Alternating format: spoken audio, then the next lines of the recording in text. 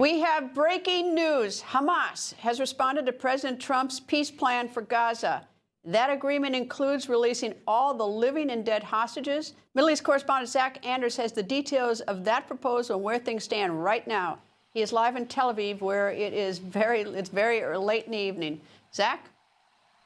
Yeah, Greta, I'll temper all of this with some of the earlier coverage, what we were talking about throughout the week, right? And I'll say that the very first thing that we know about what has happened here, this was a response that they say was sent to the mediators, but now they've released a statement on their Telegram channel in Arabic to the public, okay? So this is a response where they're negotiating out in front of the entire world here, and they say that they're prepared to provide all of the living and dead hostages according to the exchange plan outlined by the president's proposal. Quote, in this context, the movement affirms its readiness to immediately enter into negotiations through the mediators to discuss the details of this agreement. This is a public statement. And Greta, I'll tell you that this is breaking within just the last 30 minutes. It's very clear that we are still quite a ways away. Now, it is Shabbat here in Israel. My Israeli sources, my Jerusalem sources around the prime minister have not responded to me just yet. But I am really having a flashback to where we were about 2 months ago when Steve Witkoff was still heavily involved in this process, trying to get a peace deal done. Hamas came out and said, we accept this deal. But, and there were still very massive issues here that they said they needed to work through before they would be willing to make this agreement work. One of these other issues that they've outlined in their statement here is a consensus on a full Israeli withdrawal. Well, we watched that White House press conference with Prime Minister Netanyahu and President Trump. We've heard Prime Minister Netanyahu's words, not just recently, but all throughout this war, that there will not be a full withdrawal from the Gaza Strip of Israeli forces. This is a negotiating out in the open with this statement, certainly. And what we can say at this point is essentially what Al Jazeera is reporting, is that the Hamas terror group has sent its response to the mediators in Qatar and Egypt, and that is going to then be conveyed to the White House. So they've released this statement. They're negotiating out in public. The White House has not responded yet. Jerusalem has not responded yet. And that is really all we are at, all we are at this stage. Is just a Hamas public statement, which we warned earlier in our coverage throughout the week, was a Hamas coming saying, we are ready to continue negotiations. The president earlier today giving that deadline of Sunday night to accept the deal on the table. It's not very clear how much flexibility there's going to be from the White House or for Jerusalem for any of these last minute changes. The entire Arab world, all of these Arab states, Turkey, Egypt, Qatar, have called on Hamas to accept this deal in its present form. And we really don't know how much room there's left to negotiate this, Greta. Zach, I don't, and maybe, you know, I hope I'm wrong, but I mean, if Hamas is willing to, if the first step is they're going to release the hostages, dead and alive, and then then they want to negotiate, that puts Israel really in the catbird seat at that point, because Israel just wants those hostages back, and Israel was prepared to go in and roll all over Hamas. They don't care at that point, except perhaps for some international pressure for the other.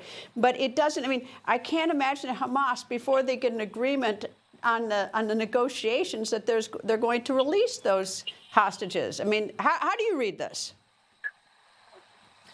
I'm struggling with this too, Greta, because this line here, according to the exchange plan outlined in President Trump's proposal, they'll release both those who are living and dead. The 20-point peace plan it's bound together. This is not, you can't just pick and choose which clauses of, or just, you know, we'll implement Section A and Section B. It's a totality here for this trying to create a lasting peace.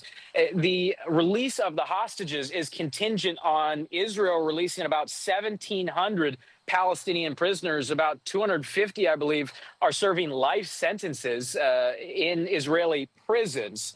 If the Israelis feel that they don't have a comprehensive agreement on the totality of the peace agreement, then they're not going to release the Palestinian prisoners for a deal.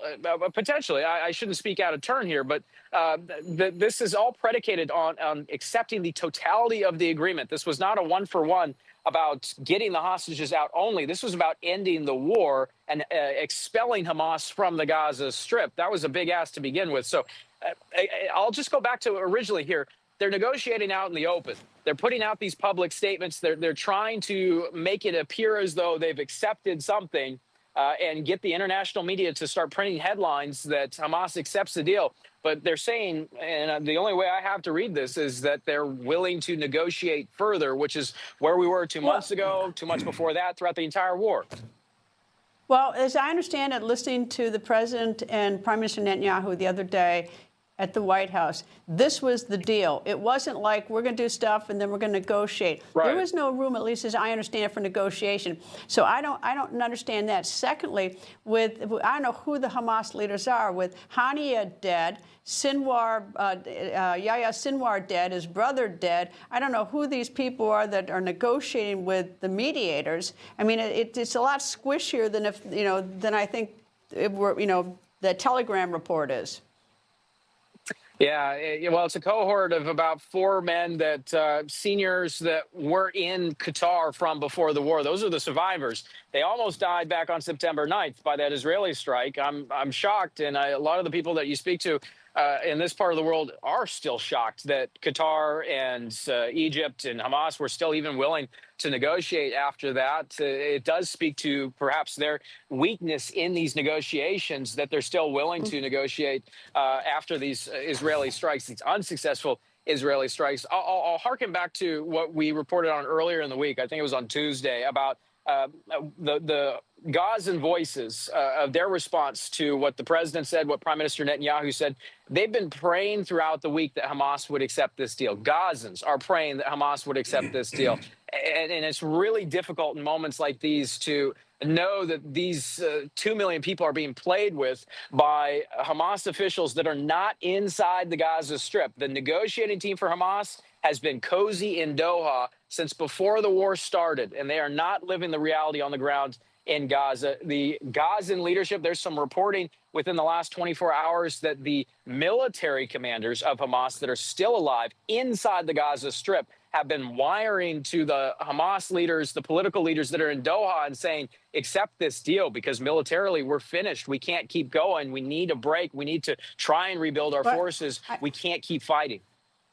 Well, I'm going to take the last word on this, but I wouldn't hold my breath on this one. I don't see this as an acceptance. I feel this is sort of dangling some bait out there to get past President Trump and deadline of Sunday. Zach Anders in Tel Aviv, thank you. People think news just happens. It doesn't. It happens because there's someone there to capture the moment, to explain it and share it. That's my job. I go where news breaks and give you the facts. Join me for The Record on Newsmax.